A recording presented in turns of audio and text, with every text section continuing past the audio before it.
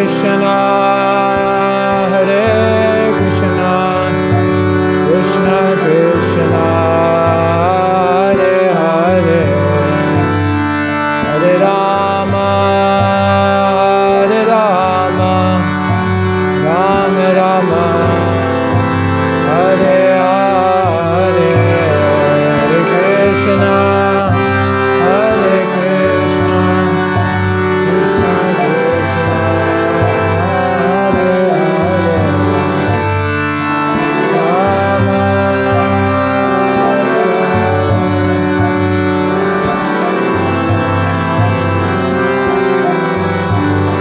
Hare Krishna, Hare Krishna, Krishna Krishna, Hare Hare, Hare Rama, Hare Rama, Rama Rama, Hare Hare, Hare Krishna, Hare Krishna, Krishna Krishna, Hare Hare, Hare Rama,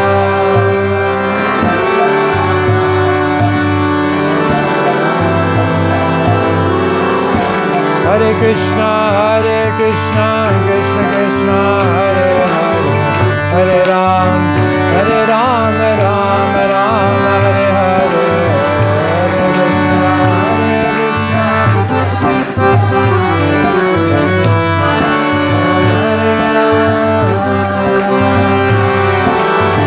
Hare Krishna, Hare Krishna, Krishna Krishna, Hare Hare, Hare Rama, Hare Rama, Rama Rama, Hare Hare, Hare Krishna,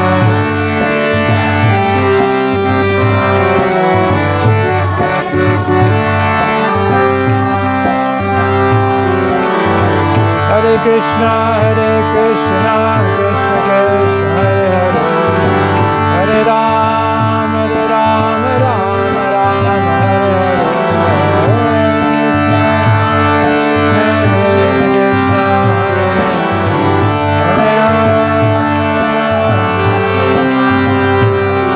Hare Krishna, Hare Krishna, Krishna Krishna, Hare Hare, Hare Ram, Hare Rama, Rama Rama,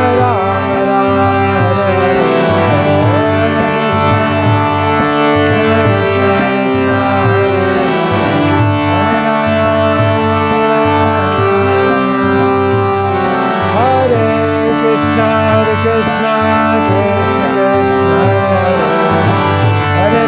Krishna Krishna, Hare Hare, Hare Ram, Hare Rama, Rama Rama, Hare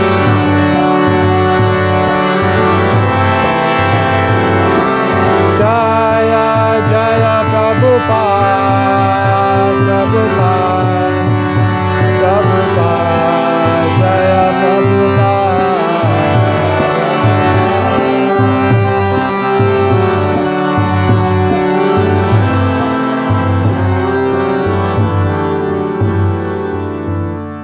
Mama Jnanatimirandasya Jnananjana Shalakaya Chakshurmilitam Yena Tasmai Shri Gurave Namaha.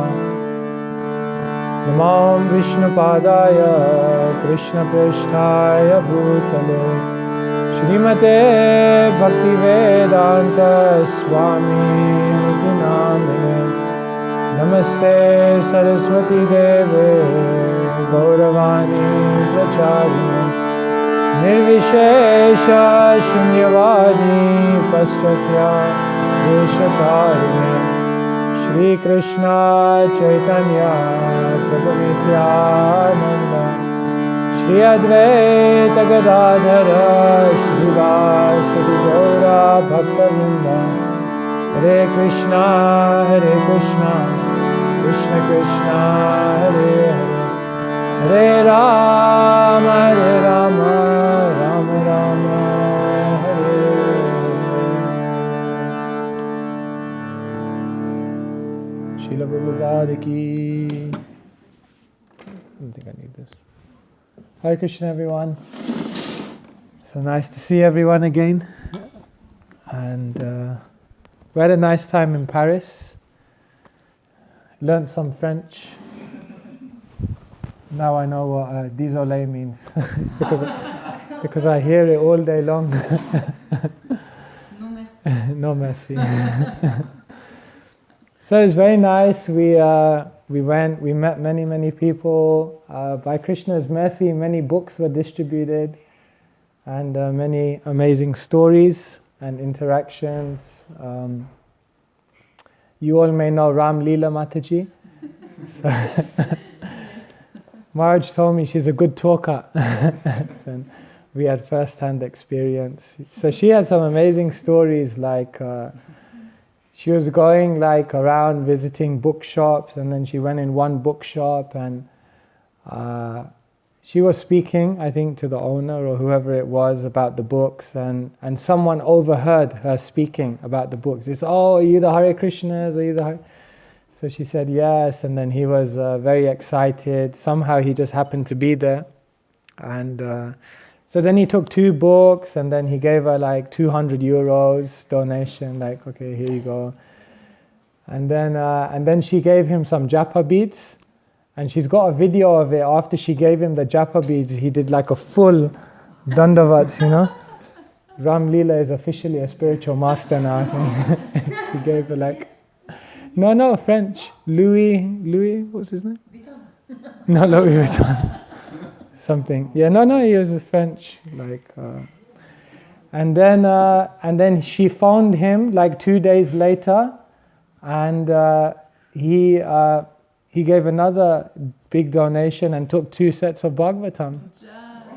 So, yeah, everyone is, as George Harrison writes in the beginning of Krishna book, everyone is looking for Krishna. Some know it, some don't. But so it's very nice, and many amazing people we met. So, yeah, it's very good. So, tonight, what shall we do? You have some questions, or otherwise we can read from Caitanya Caritamrta, maybe. Madhya Lila, chapter 8 it was. So,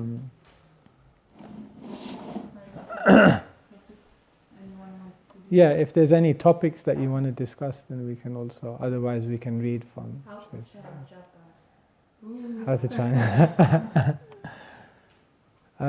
Okay, so we'll come to that. Let's just tell me what your topics are, and then I'll try to include it in. Yes, Annapurna Mataji. Yes, getting used to it. Increase faith. How to increase faith? Yeah, good. Yes. How we can do spiritual work in our dreams? How you can do spiritual work in your dreams? Yeah. Wow. Okay. Yeah. If we figure that one out, then we can sleep all day. That would be nice, actually. That's possible, actually. Okay, so was there anything else? Okay, so I tried to address some of these points, and we'll also read a little bit. So we were reading from the talks between Chaitanya Mahaprabhu and Ramananda Rai. And many questions and answers. Okay, quick recap. What is the most important type of education? Yeah, go try. Yeah, spiritual education. There's no more important education than the devotional service of Krishna, and then we talked about that. Of all glorious activities, of all famous personalities, who is the most famous? One is a devotee of Krishna is the most famous, yes. Of all rich people in the world, of all capitalists, who is the richest, who is the wealthiest? One who has bhakti, yeah, one who has love. One who has love is the richest. Of all kinds of distress, what is the most painful? Separation from? Devotees of Krishna, yes. Out of all liberated persons, who is the greatest?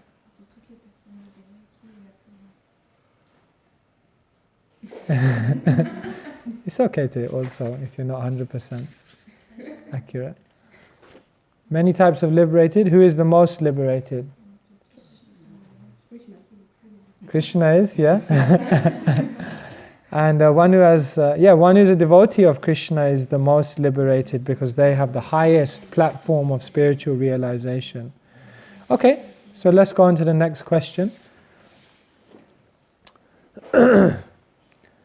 Gana Madhya Kone Gana Jiva Nija Dharma Radha Krishna Prema Keli Jai Gitar Marma. Sri Chaitanya Mahaprabhu next asked Ramananda Rai, among many songs, which song is to be considered the actual religion of the living entity?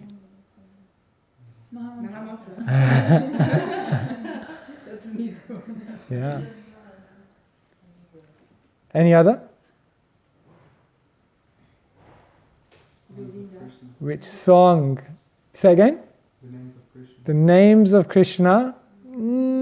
Close. No.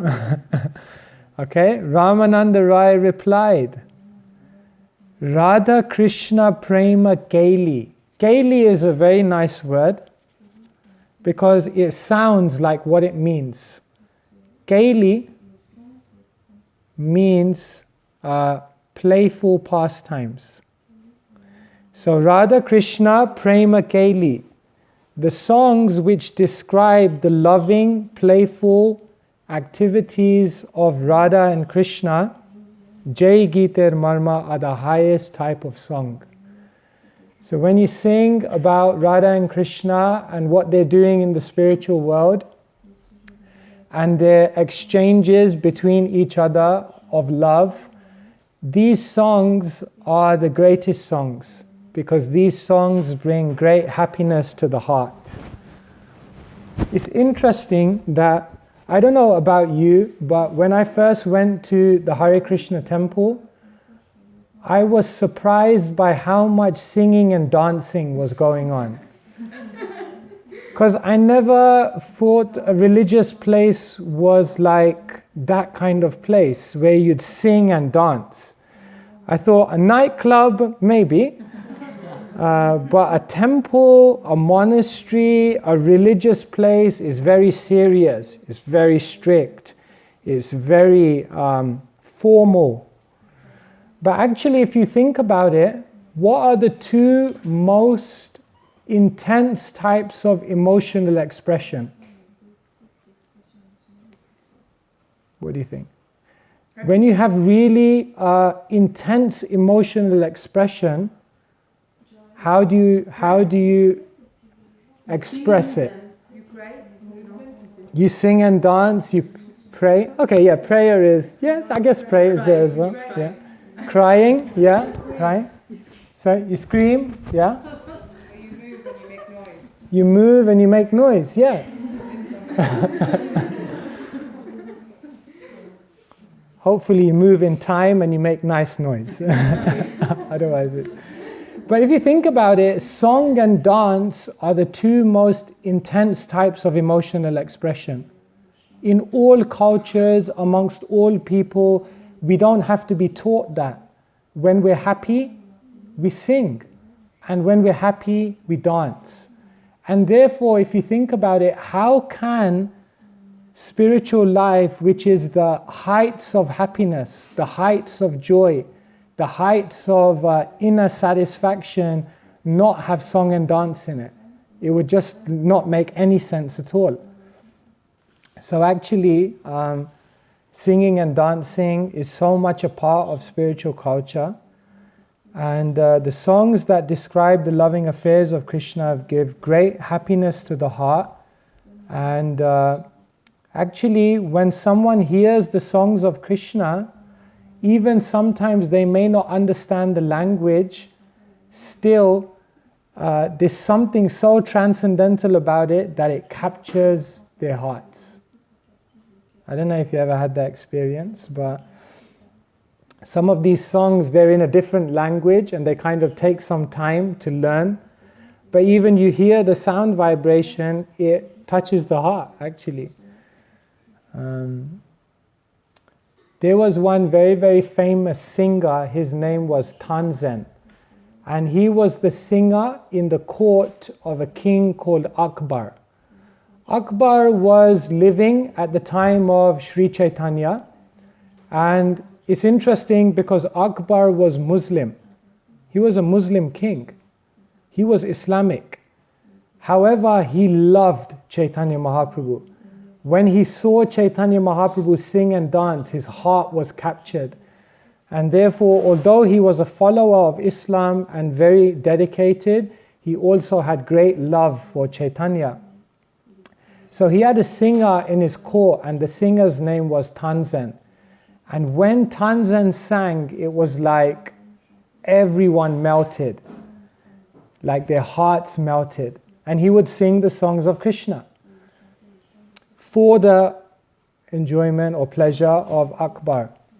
So one time Akbar said to Tansen, "You are the greatest singer in the three worlds. There's no one who sings sweeter than you."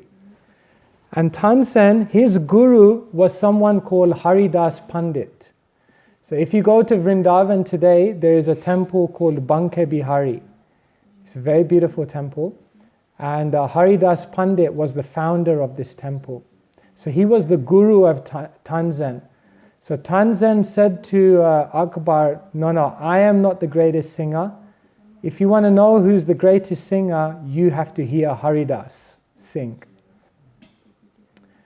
So they went to Vrindavan, they walked there, and they came to the temple, and Tansen said, you can't go close to Haridas. He is a renunciate. He will not associate with any kind of worldly engaged people. So you'll have to just be very quiet and listen. So Akbar he went round the back, then he began to listen. And Haridas was there in front of Krishna, and Haridas began singing for Krishna. And as Haridas began singing for Krishna, there was no one there. It was not a show, it was just between him and Krishna. And he began singing, and Akbar looked at Tansen, and his heart melted, and he said, "He sings even sweeter than you."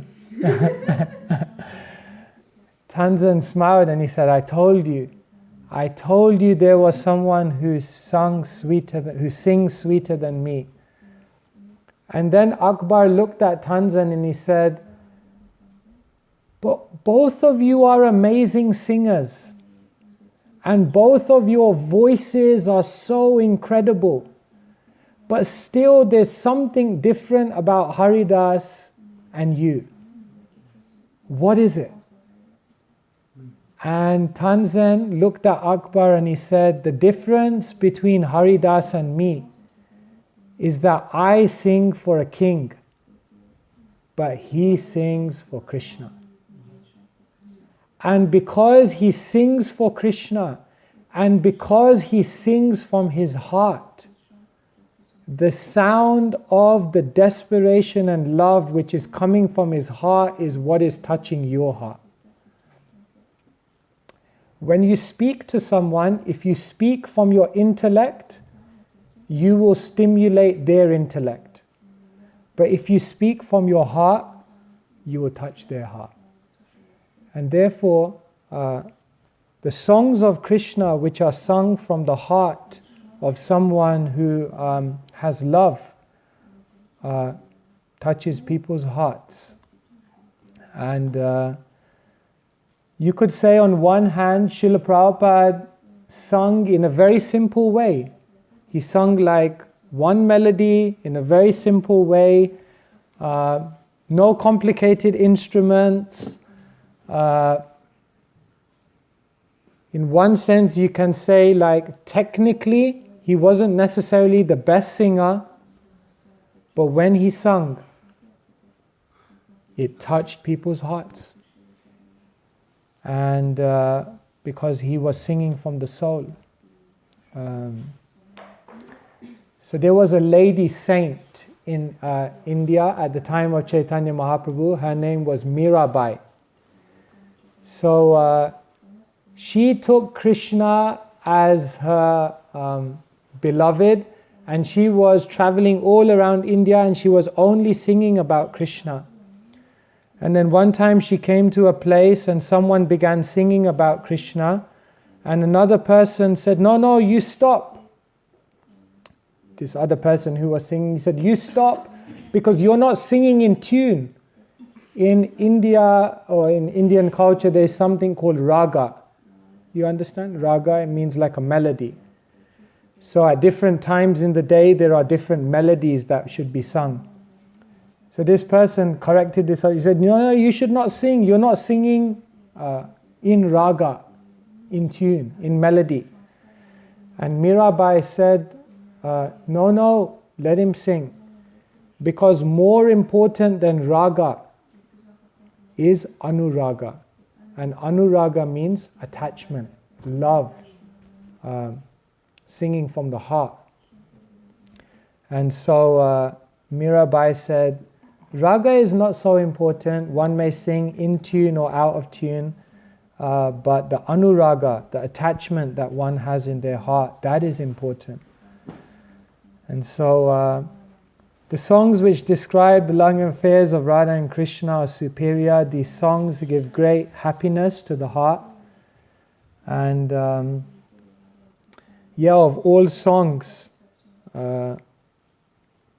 like one time we were on Harinam, and one person stopped us. And he said, you Hare Krishnas, I love you guys.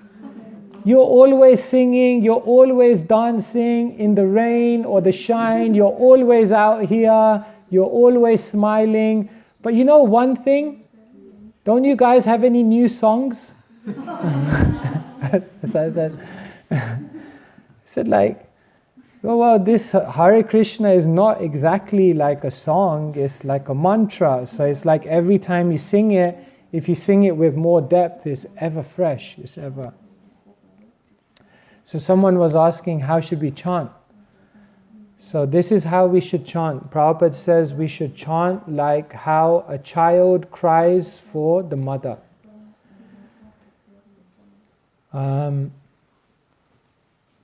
I like the meditation of George Harrison when he sings in My Sweet Lord, isn't it? Like, I really want to see you. I really want to see you, but it takes so long.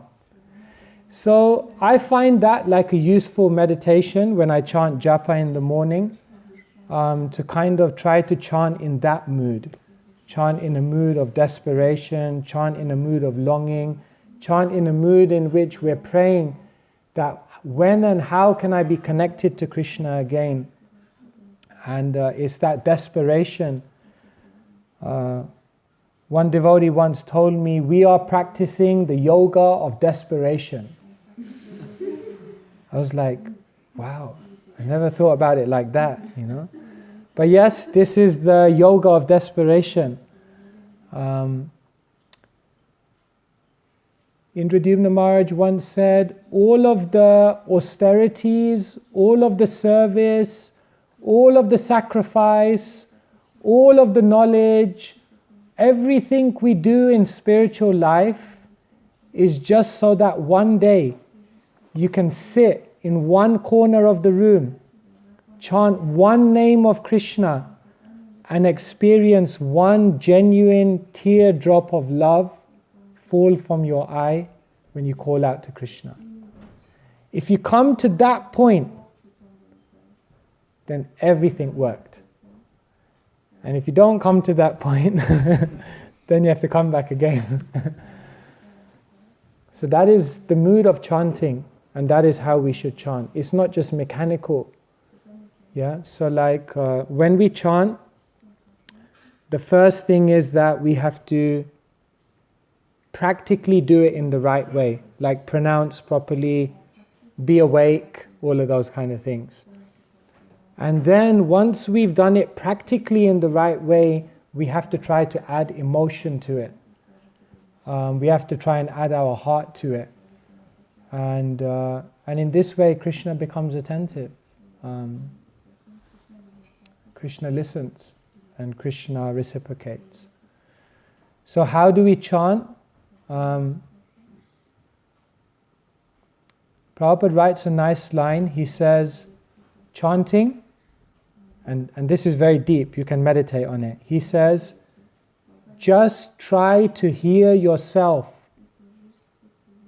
calling out to Krishna sincerely. Okay? You can think about that later on. In this one line, everything is there for how you need to chant. Prabhupada said, just try to hear yourself sincerely calling out to Krishna. So when you're chanting, that's all you're trying to do. When your hand is in the bead bag, all you're trying to do is trying to hear yourself crying out sincerely to Krishna. It's as simple as that, and it's as difficult as that as well. Simple but difficult. Is that okay? Yes, thank you. Does anyone else have any questions on that? Singing, chanting, calling out to Krishna? Yes, Vidura.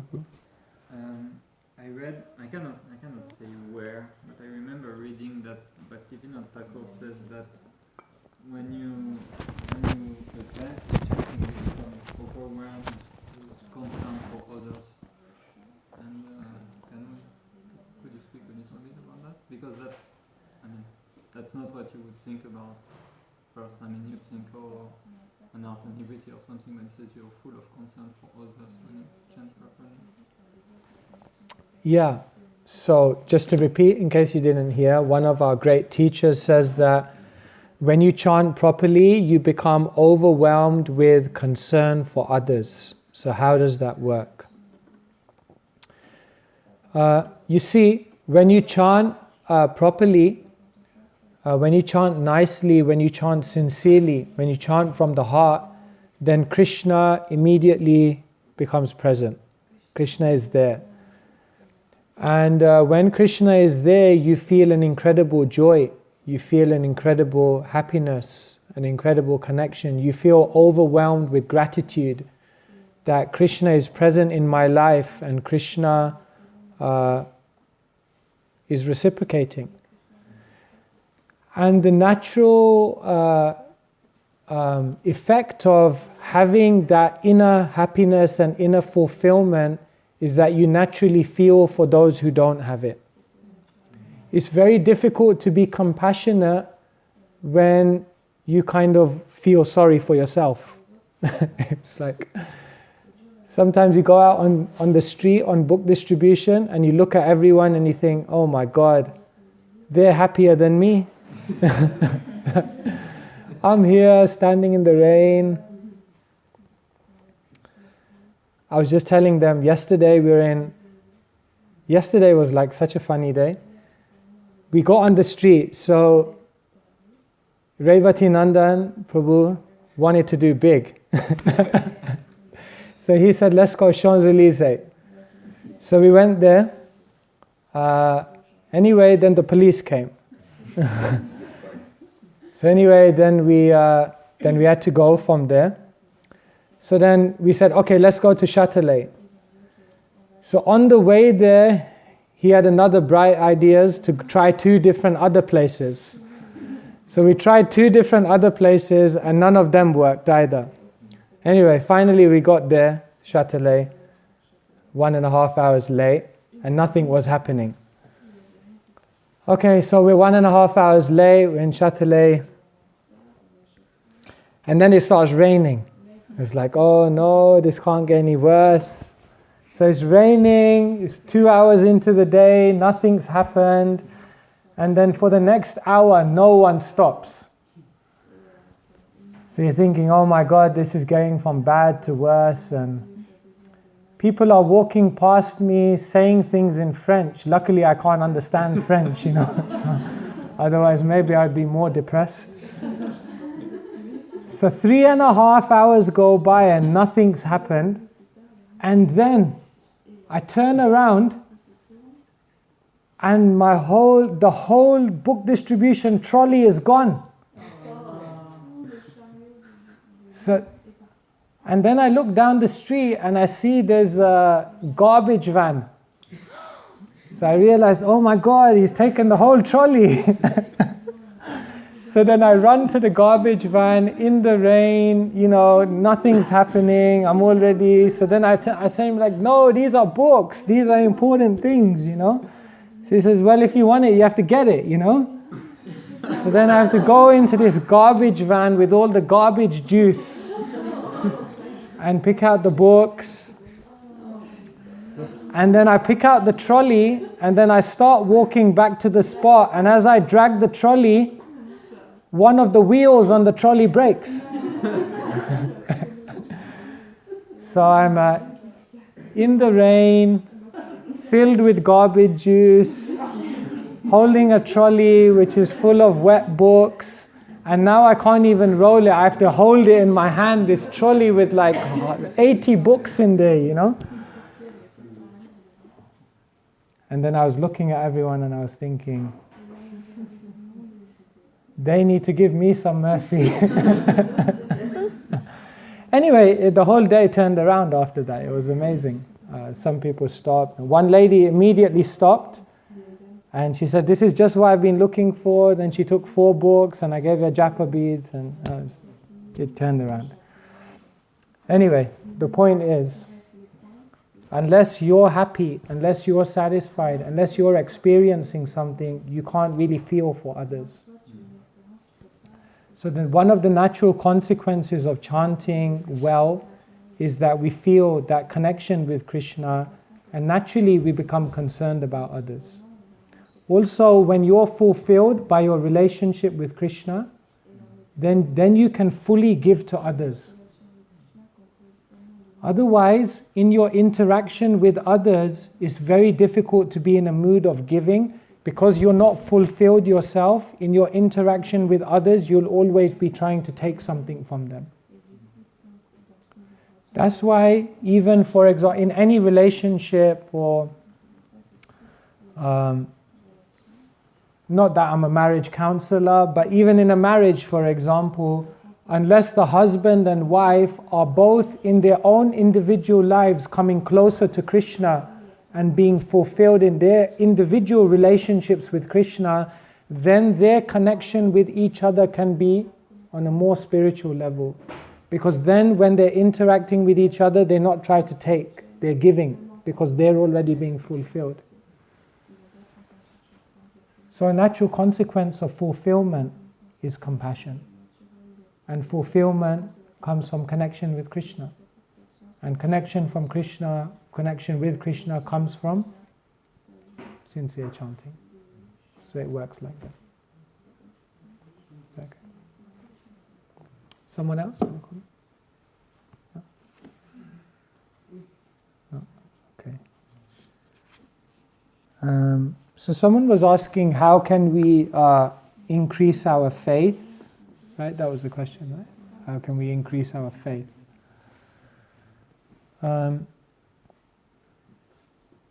So, I don't know if I already explained this here, but I'll say it again anyway.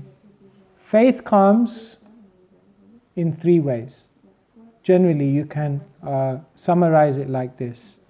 Faith comes from knowledge, faith comes from people, and faith ultimately comes from experience. In the beginning of spiritual life, we may not have so much experience. And therefore, in the beginning of spiritual life, we are building our faith by knowledge, because this makes logical sense, because it answers my questions, because it gives me a vision of life that I've never thought about before. So through knowledge, we get faith, and through the people around you. The people around you have faith, and because of their faith, your faith is nurtured. So in the beginning of spiritual life, it's very important to study, to learn teachings, and it's very important to associate with people who have strong faith. However, these are not steady platforms of faith. Because sometimes you can know something, but your emotions can still overcome you.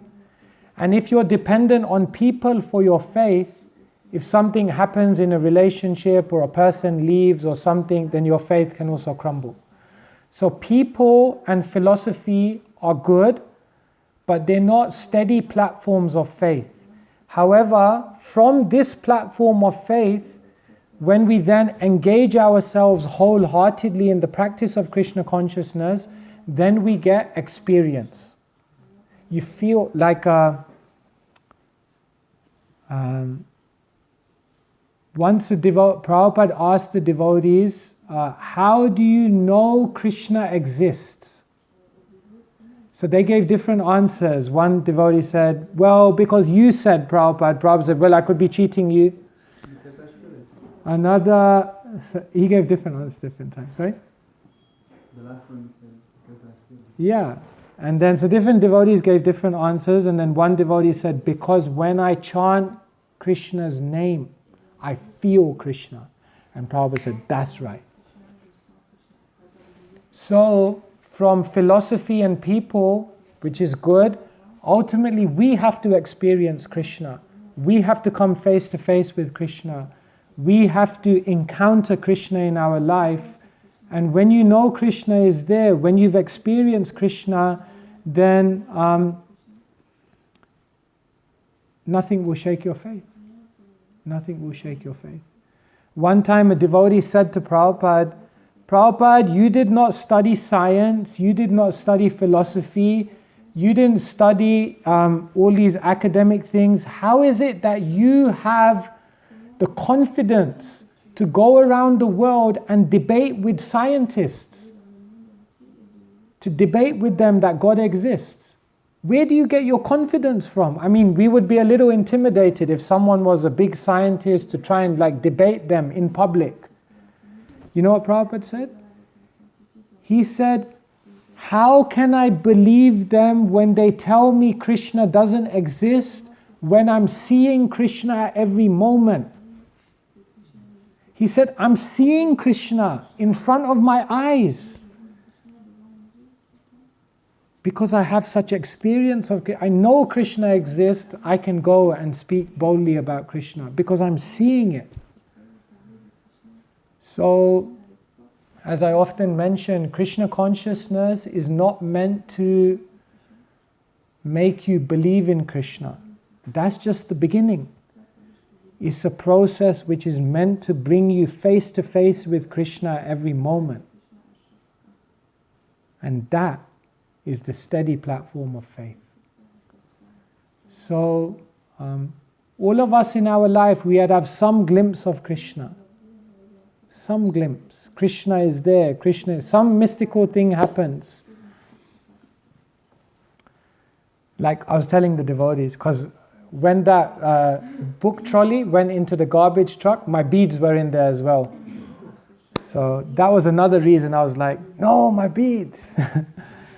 But I was telling them that once I came back from India and I was on book distribution and my beads were in my book trolley and someone stole the beads from the book trolley. It was like my initiation beads, like, oh no. So I was feeling so bad, like, oh no, I lost my initiation beads. And I had soaked those beads in so many holy rivers and places. And anyway, then I was driving back to London and I thought, my spiritual master is coming in 1 week. I'll get a new set of beads and ask him to chant on it. The next morning I came into the manor for Mangal Arati, and in the manor every morning they read from Prabhupada's letters. So somehow or other no other devotee was there, so I read. So I opened the book and I went to the marker and I read out the quote. And you know what the quote said? It was Prabhupada quote. He said, "Why have you been so careless to lose your beads?" I was like, the very next day. Can you imagine? Why have you been so careless to lose your beads? Your beads are your connection with Krishna. And then you know what Prabhupada said in the next line? There is no need to give me a new set of beads for chanting on.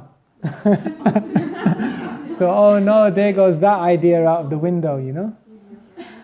He said, once the spiritual master has chanted on the beads, you have the connection. Things happen. Krishna appears in our life in different ways, and it gives us faith. And the more that we open our hearts to Krishna, then Krishna will appear more in our life. But Krishna, as I mentioned last time, does not kick the door open and say like, "Here I am." But if you open the doors, then Krishna is very eager to run through. So we need to open the door. And to open the door means to open the heart. And so with the faith that we gain from this philosophy, with the faith that we gain from the others who have faith, we ultimately then invest that faith in opening our heart to Krishna. And as we invest that faith in opening our heart to Krishna, Krishna appears in our life. And when Krishna appears in our life, then the faith comes to the point of conviction. And then, you know, we believe in Krishna then not because the philosophy is really amazing or because, you know, this or that. It's just because Krishna is so sweet and I've experienced him. So yeah, we must develop our faith in this way. Is that okay? Anyone else have any comments or faith on faith? Yes. What's actually the effect of the prashadam on the people who are not in Krishna consciousness?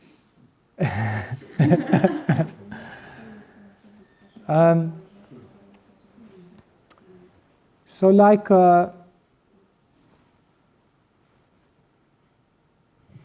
everything has an effect, whether you know it or don't know it. Even if someone is not aware that this is something spiritual, even if someone is not aware of how powerful this is, it will have an effect.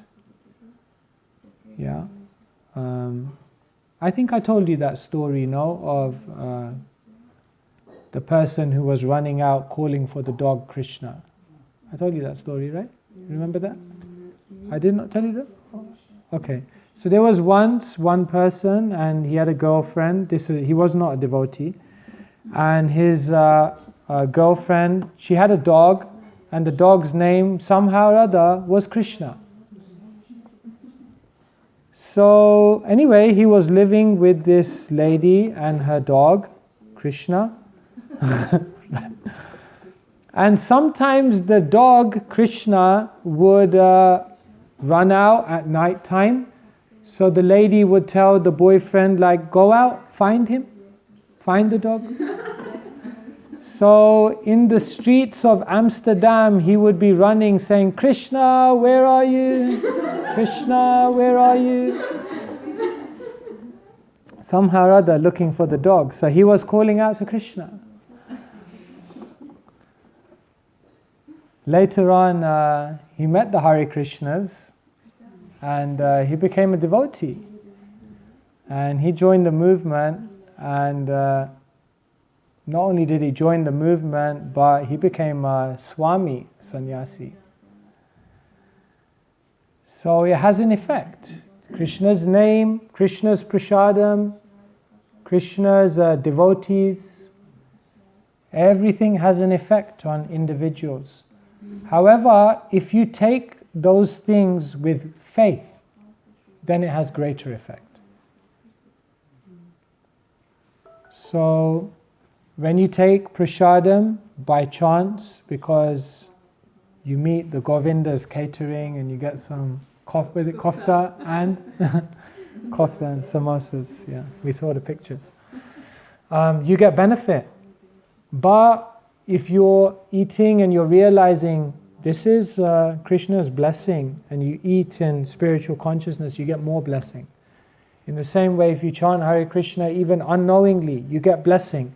But when you chant and you open your heart to Krishna, you get more blessing. So the spiritual energy will act, but according to our receptivity, the power of that spiritual energy will have a different effect on us.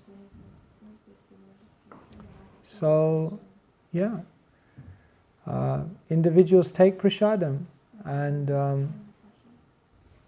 over time they change. It has an effect. Yeah. When you take prasadam, you become like dry wood. Yeah, like if there is a spark and the wood is very, very dry, then as soon as the spark comes, the whole wood goes on fire. So when you take prasadam, even unknowingly, when you hear the holy name, even unknowingly, when you're in contact with spiritual people, even unknowingly, you become like dry wood. And then at one point in your life, there's a spark. Something happens or some spiritual thing happens, and your spiritual life just goes boom. Just goes. So sometimes people say, oh, so many books gone out, so many harinams done, so much prasadams happened, but nothing's happening. Where is everyone? Where are all the devotees? Where are all the people? But it's having an effect. You know, everyone is becoming more and more receptive. And then when the time is right, everything will happen. So yeah.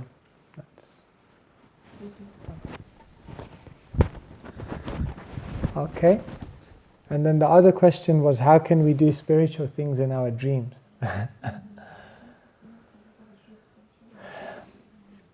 Well, dreams are a reflection of our reality. Generally, we dream about things which are very much deeply implanted in our consciousness.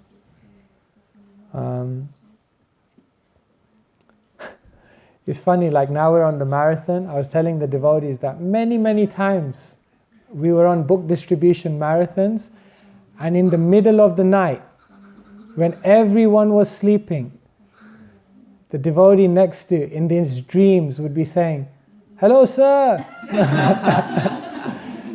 This is a book on yoga, meditation." He's like, "Let me sleep." Got along. It was interesting, huh? Like they would be distributing books in their sleep. What was happening, you know? So whatever we dream about is a reflection of whatever we do in the day, actually. So Prabhupada actually said we should work, we should be connected with Krishna all day, singing about Krishna, reading about Krishna, serving Krishna, opening our heart to Krishna.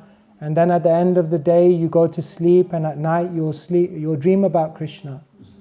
And he said one day you'll have your whole day centered around Krishna, you'll go to sleep, you'll dream about Krishna, and the next morning you'll wake up and you'll be in the spiritual world. So whatever we dream about is a reflection of whatever we cultivate in the day. To some extent, we can't control our dreams because it's just going on subconsciously. But when we center our life in a spiritual way, then spiritual dreams come. And amazing things can happen in dreams. Krishna can come in your dream. Srila Prabhupada can come in your dream. You can get answers for all your questions in your dreams. It's happened. I'm sure in the room there are many stories. We won't ask the devotees to say, they may be shy. But yes, many amazing things can happen in your dreams. Prabhupada said, my spiritual master was coming to me in my dream. and guiding me. So yes,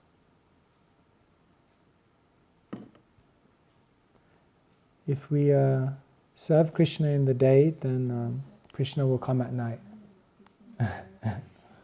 when we're sleeping.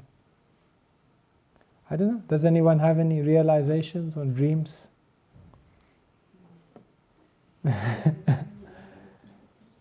There's a book by Bhakti Tirtha Swami, you can read. I think is one of the spiritual warriors. He talks about dreams. And also you can interpret your dreams to some extent. Certain things that happen in dreams can also give us insight into maybe some aspects of our life or things we need to learn. Can also happen. So yeah. Yes. Yes, Vidura. Yes. It's something I think about from time to time. It's probably more for devotees, but then it can be related to anyone. Krishna has so many amazing pastimes. He's in Vrindavan, he's doing so many great things. And sometimes we have to do things, and from my experience, I'm sitting in front of my computer trying to figure out the French banking system or something. And then I think that, Krishna's there in Vrindavan, he's dancing, and if I come there with my computer and the banking system, it would probably be really annoying. I'm thinking that I'm really far away from I can't help but thinking I'm thinking and I'm thinking about the holy name and something, and I'm thinking, it's really far away from me. I'd probably be a disturbance. Yeah, everything we do in spiritual life is connecting us to Krishna, is purifying us. So when you're in front of a keyboard and you're doing the banking system and it's for Krishna, is purifying.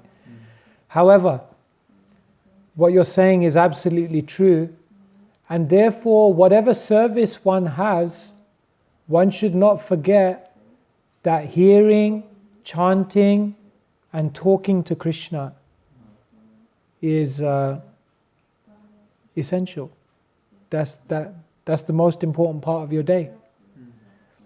And so along with whatever service you're doing, which is undoubtedly for Krishna, you should also have some direct time with Krishna. See, these services are still somewhat engaging the material energy for Krishna. Now, there's always a chance that when you're engaging with the material energy, the mind can become somewhat diverted. But when you're hearing and chanting and praying and talking to Krishna, because it's pure spiritual energy, it's a much more focused type of connection. So therefore, whatever service you're doing, along with that service, make sure that you have time where you're cultivating that relish for Krishna directly. Then it will give more meaning to your other service as well, and you'll be able to more directly see Krishna in that service. Otherwise, that service will become mechanical. That's something to say. But we have to. Prabhupada said, you should be like me. In the morning I give the Bhagavatam class, and in the afternoon I go to the bank. He said like that. So he was also very practical. So we need to be practical, but we want to also try to become transcendental.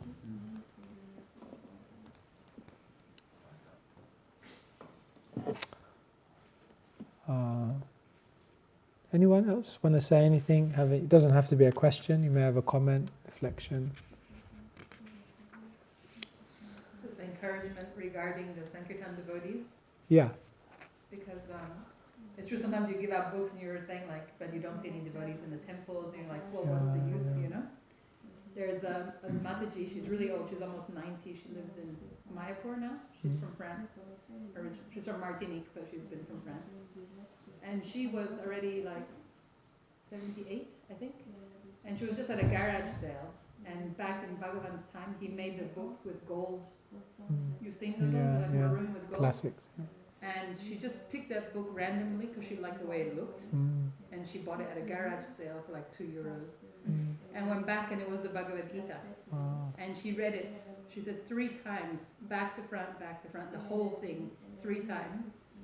And then she found the address for New Mayapur and she wrote, and she was just, that was it. It lit her spiritual life. But that was probably a book that was sold maybe 25 years beforehand. So it doesn't mean that you sell a book and you don't see devotees now, but they're like time bombs. You don't know what's going to happen. What's going to happen? Exactly. Yeah. And usually it takes many, many things for someone to come to spiritual life. So it's not like one activity and then it happens. Many, many things will happen. Many, many links will need to be made. Like for all of us to be sitting in this room, it wasn't a one event that brought us here. It was many, many things. And therefore, everything is needed. A book, a harinam, a simply wonderful sweet. Everything makes its impact. Yeah. Someone else? You want to say something? It was about the ragas. About the ragas, yeah. Because, I don't know, there's something mystical deep inside, which is quite interesting, but not always understood. And, I don't know, I feel attracted to know more about it. And mostly how we can use it to empower, to help, to benefit our devotional singing, our chanting. How can this... It is, ragas are, one name for India is Bharat. You heard this? Bharat means, it's another Sanskrit name for India. And you know what Bharat means? Bharat has different meanings, but I tell you one of the meanings of the word Bharat. It has 3 syllables, Bha-ra-ta.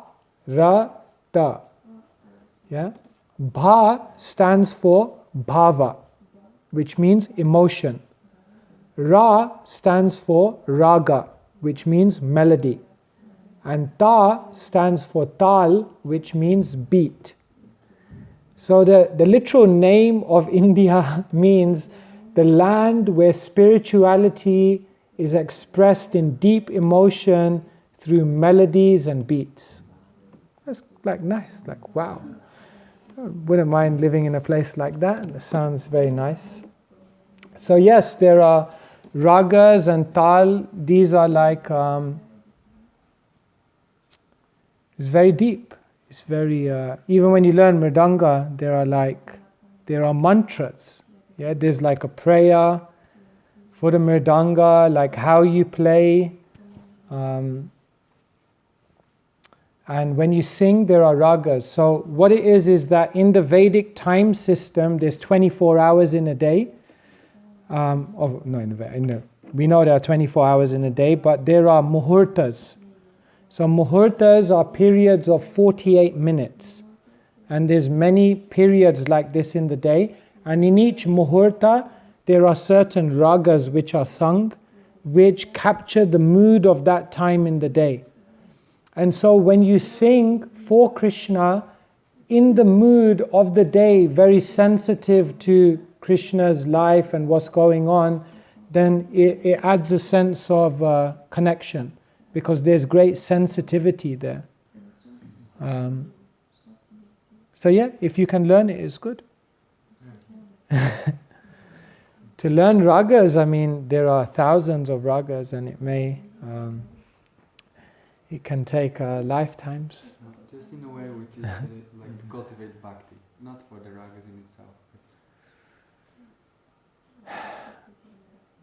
Well, if you want to learn, you have to go to a music teacher. But Prabhupada didn't put maybe so much emphasis on musical ability. He was putting more emphasis on chanting sincerely and focusing on that. But if it's someone's specific interest, and through that you can also attract many people to spirituality, then you can invest time in it. Yeah. But it's Yeah, there are.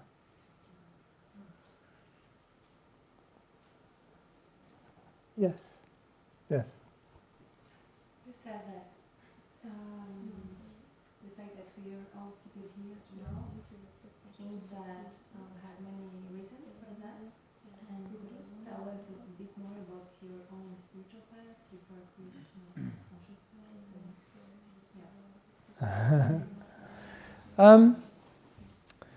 My life is not so exciting, but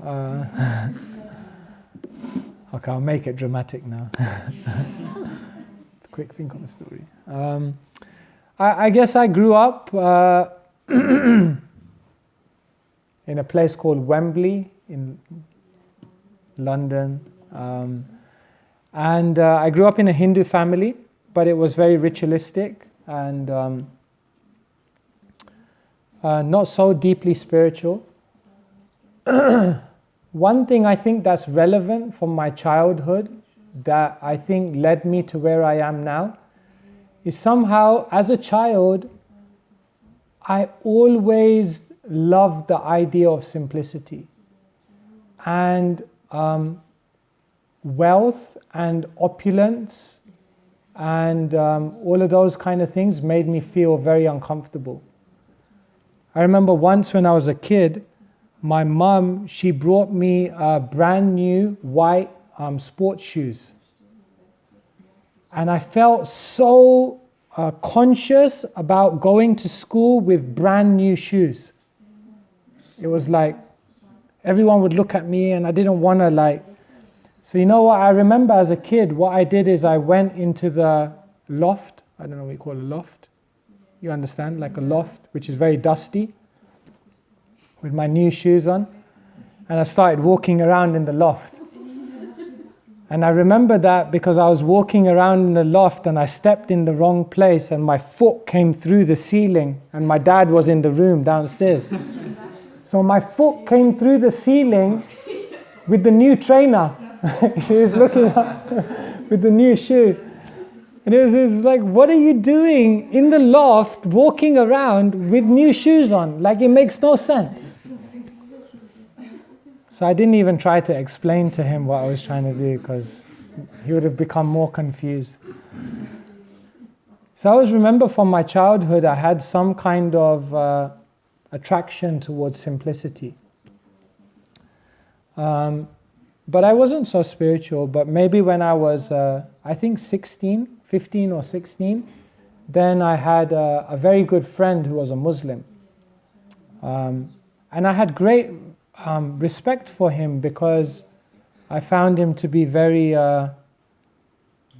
knowledgeable, informed, and spiritual. And I was like, wow, like I should also know something about my tradition. So then when I was 15, I started reading the Gita. And as I mentioned before, when I read it, I couldn't really understand it, but it left me thinking there's some profound knowledge here. And then I was 18, and I went to university. And my first year of university was very eye-opening because it was the first time I was living away from home. And so it was like, and I was also getting interested in spiritual life. So it's like I had material life, spiritual life side by side. I lived very close to, when I was living at university, I lived very close to our London temple. It's in central London. So sometimes I was going to a nightclub and then coming back at like 4 o'clock and then going to Mangalarti.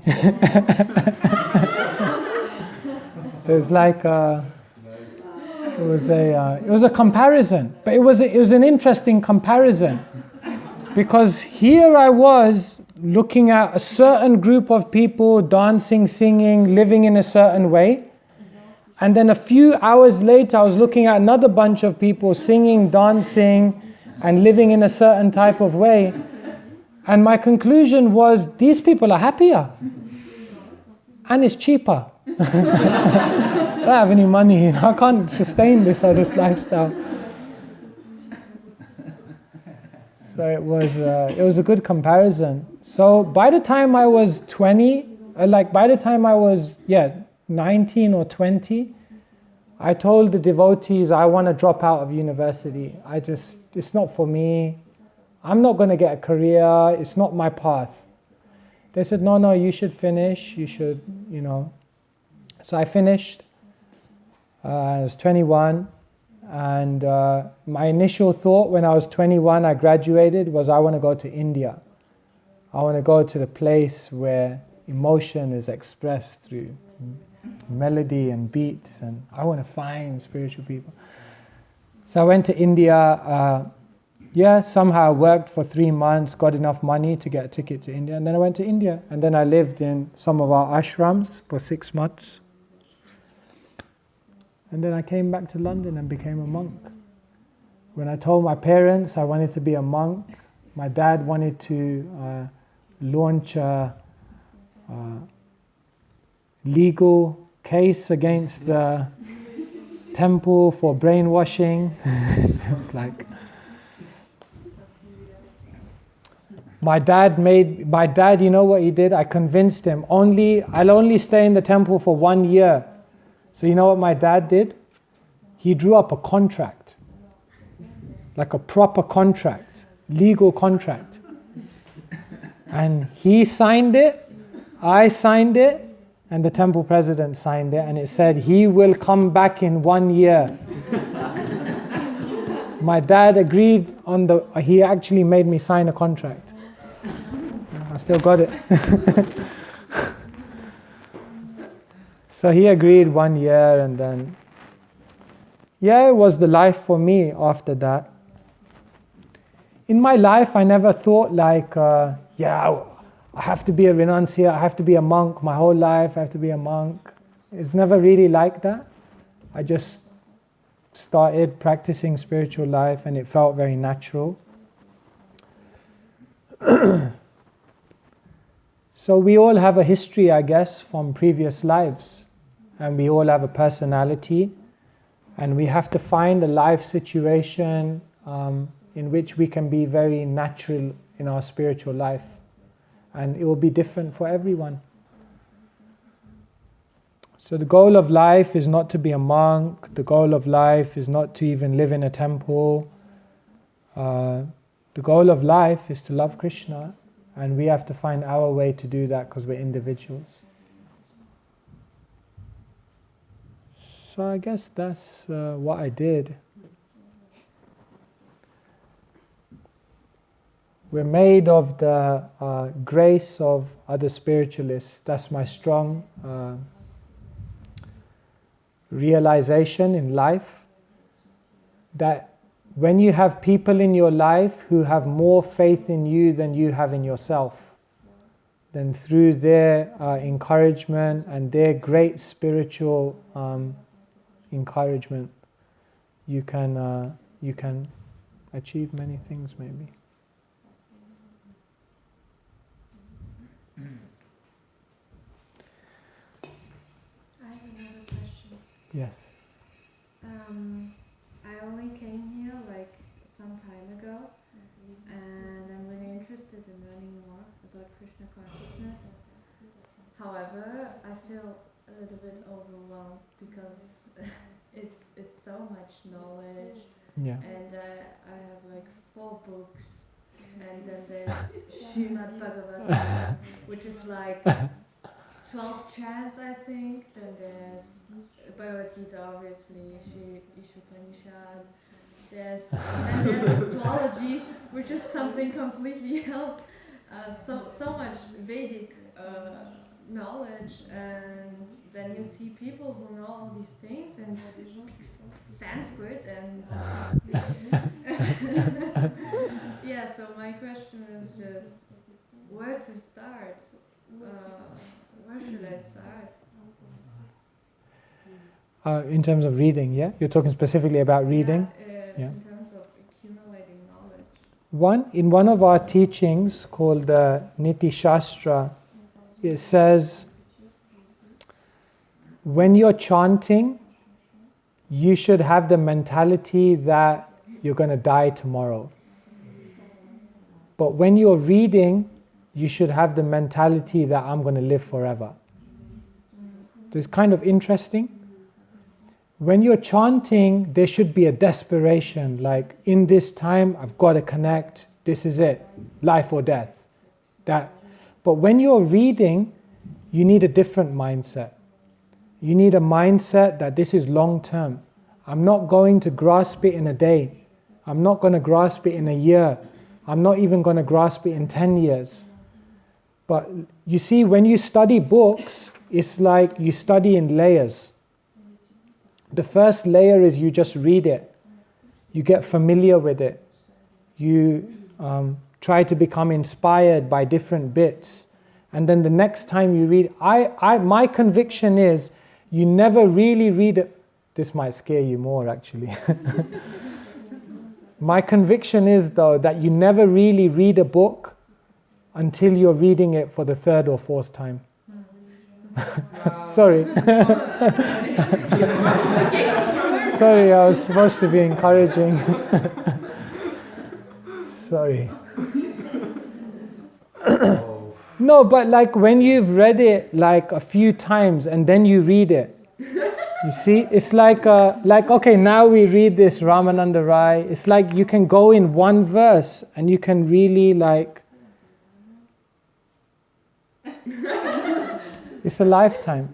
But you know, hey, look, there's a app on your phone.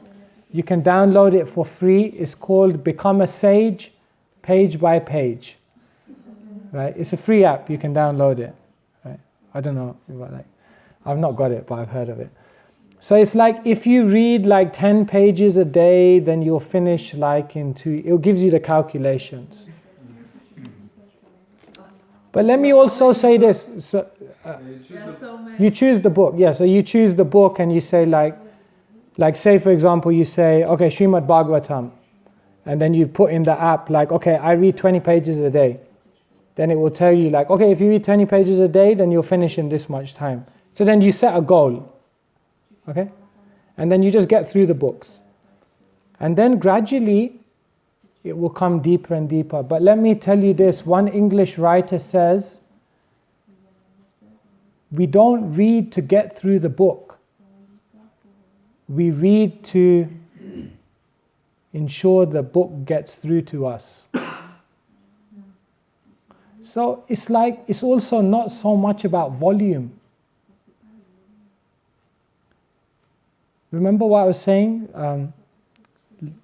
In the material world, learning is linear. It's about trying to learn more and more and more. But in spiritual life, learning is like a spiral. So it's not necessarily about knowing more, but it's about honing in on what's the essence of this. Because the essence is actually very simple. But you know, some of us are more like of that kind of intellectual capacity, so we need to know more. Some people may not need to know. So according to your nature, whatever helps. So, okay, so let me say in conclusion, number 1, just set a goal. And if you read every day, like even 1 hour every day, is that manageable? You have time? If you go, okay, like say even half an hour, okay, like, but you read every day. You have to read every day. Yeah, then you'll be surprised how quick you actually start getting through the books and grasping the knowledge. So one thing is just do it regularly. Second thing, and we can give you like a chart which tells you which books to read first, which books to read second, so you can read it in an order that's logical. We can give you that. Yeah. So read regularly, read in a logical order. Read with the intention that this is a lifetime. It's a lifetime of reading. It's a lifetime. And when you have that long-term vision, then you'll be more peaceful. Second, then realize that reading happens in layers. So like also one mistake is that when we read the books, we try to understand everything immediately. But some reading happens in layers, so you just have to go through the book. Some things you'll understand, some things you won't. Some things you'll read it and you think, oh my God, like what? Like I didn't understand any of that. Don't worry, just carry on reading.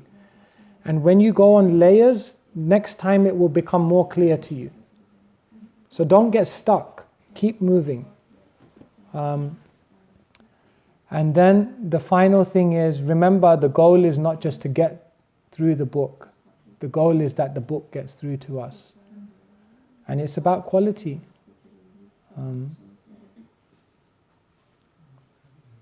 I'll tell you one story on that. Chaitanya Mahaprabhu was traveling in South India.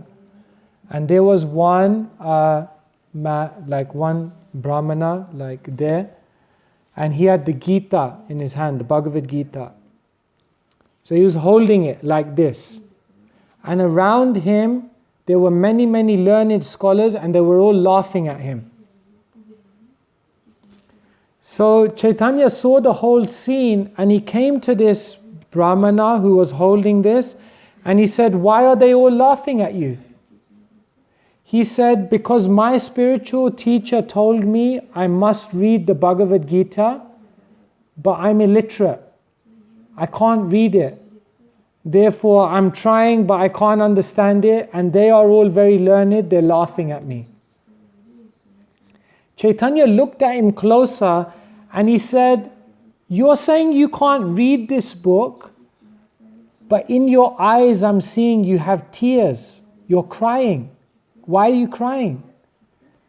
He said, I can't read the book, but when I think about how Krishna, who's the supreme person, who's the person who oversees the whole material and spiritual worlds, when I see that that supreme person has come to become a humble charioteer of his devotee, Arjuna, when I just think of that, then I just break down in so much appreciation for Krishna, thinking how kind Krishna is, how beautiful Krishna is, how much Krishna loves his devotee. And when I think of how much Krishna loves his devotee, then I begin crying. And Chaitanya looked at him and said, you can't read any of the verses of the Gita, but you've understood the Gita. You know it better than any of them because you understood the mood. So when we're reading books, there's two things. There's the information and then there's the mood, the deeper emotion. And so when we're reading the information, but ultimately we're trying to uncover the mood of the heart. And that's more important. So always focus on that. It's not an attempt just to cram a lot of knowledge. Hope that helps. Thank you. Okay, maybe it's late. Can finish there, I think. Thank you so much. Srila Prabhupada ki jai. Krishna. Prabhu ki jai. Brother Vishesh is asking if you can give